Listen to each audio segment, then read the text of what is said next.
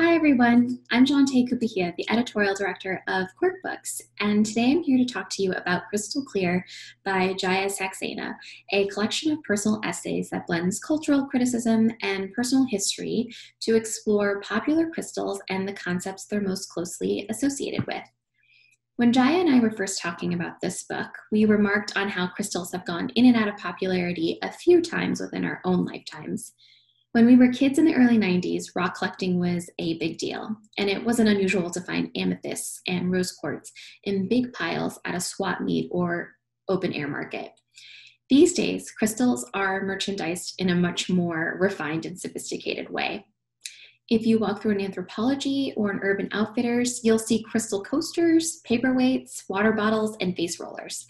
There are even face serums with crystals embedded in them to impart certain energies.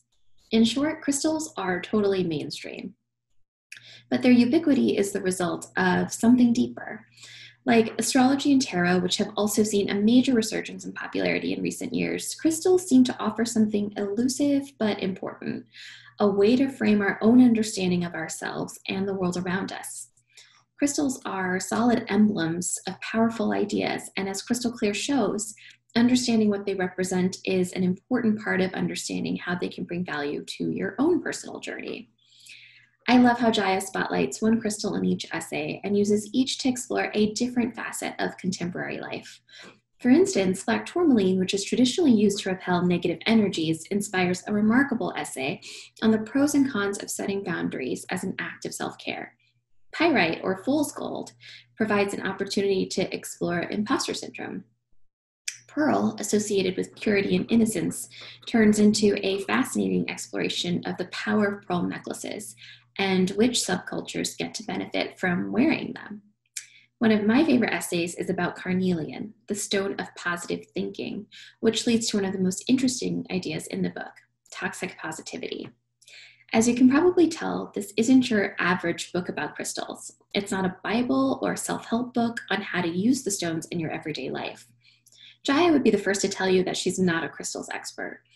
Her approach is as a journalist who personally connects with crystals and has spent a lot of time thinking about the ideas that give crystals their power in the first place. Her expertise comes in framing these ideas for a contemporary reader and making crystals feel more accessible as a result. Fans of Jaya's previous book, Basic Witches, which I have here, in which she co-wrote with Jess Zimmerman, will definitely enjoy this book. But I think some better comparisons and more recent comparisons might be Trick Mirror by Gia Tolentino and How to Do Nothing by Jenny Odell. To end this video, I'll share a personal crystal story with you. When I edited the first draft of this book, I was in a real personal crisis. I was commuting between New York City and Philadelphia for work. I was trying to buy a house, and I was trying to deal with an illness that wasn't new to me exactly, but was the worst it had ever been and took a long time to finally get diagnosed and sorted out. In short, I was very unbalanced and very unhappy. When I read the final essay of this book, which is about amethyst and balance, I was floored. Jaya didn't make the obvious argument that you need balance to make your life work.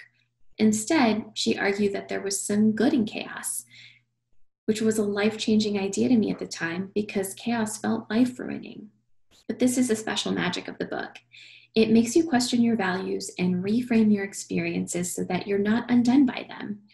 I went out and bought an amethyst, which I have here, which is one of the first things I unpacked when I moved into this house.